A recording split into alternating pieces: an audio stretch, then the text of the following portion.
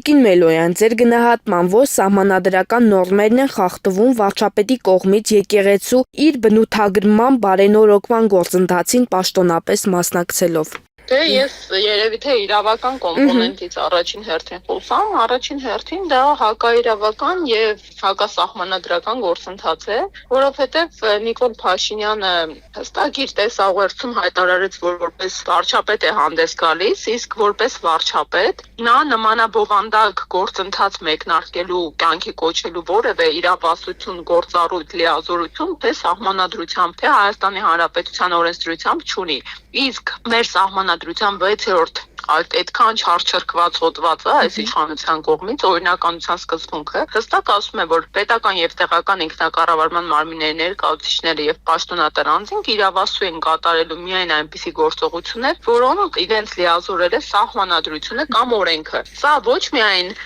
օրինականության սկզբունքի խախտում է, սա ոչ միայն խղճի դավանանքի ազատության էական սահմանափակում է կամ արտահայտորեն։ Սա ինքնիրավչություն է, սա քրեական օրենսգրքի շրջանակներում տեղավորվող մի շարք հոդվածների համախումբ է եւ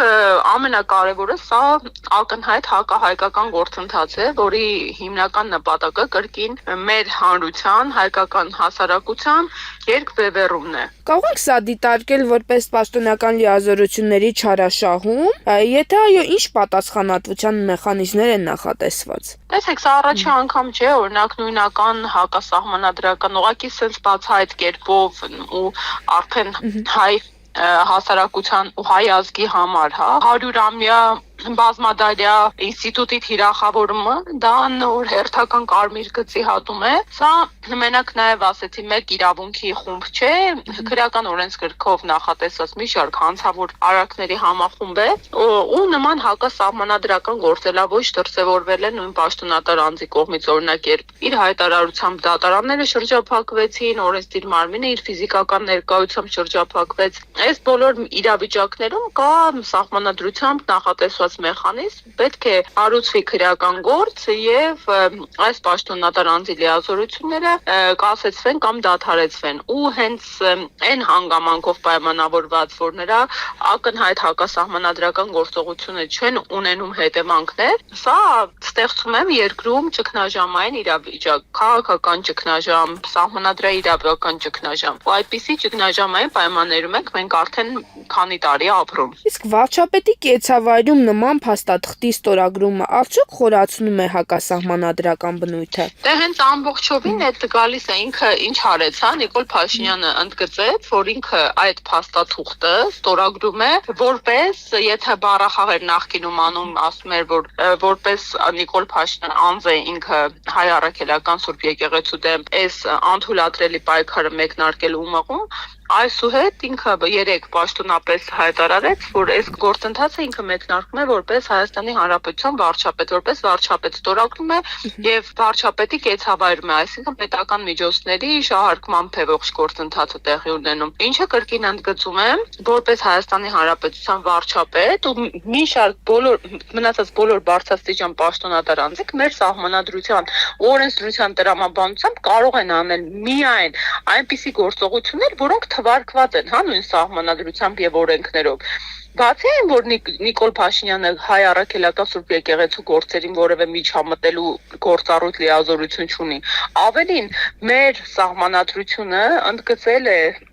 բացառիկ կարգավիճակը եկեղեցու,